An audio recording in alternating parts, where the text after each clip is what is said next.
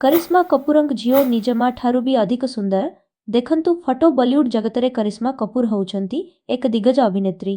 एक समय रे करिश्मा कपूर समस्तक मन को किणी देइथिले।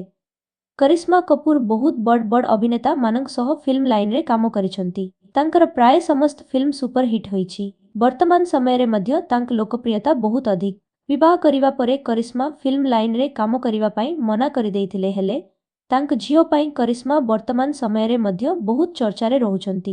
तेबे आसंतु जानिवा करिश्मा कपूरଙ୍କ झियो विषय रे।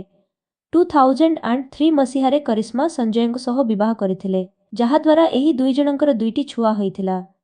हेले तांकर एही संपर्क अधिक दिन पर्यंत रहि नथिला। रे करिश्मा और संजयଙ୍କ मध्यरे तलाक होइथिला। तलाक हबा परे करिश्माଙ୍କ दुईटी छुआ तांक सह रहुचंती। करिश्माଙ୍କ झियोर नाम होउछि समयारा कपूर। समयारा वर्तमान बहुत बड़ होई सारिछंती। समयारंकु मीडिया ठारू दूर रे रखा जाउछि।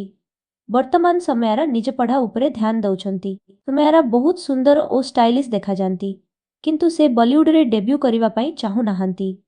करिश्मांक पूरा ध्यान तांक छुआ मानंक उपरे अछि। करिश्मा तांक छुआ मानंक लालन पालन रे कोनोसी अभाव रखी नाहंती।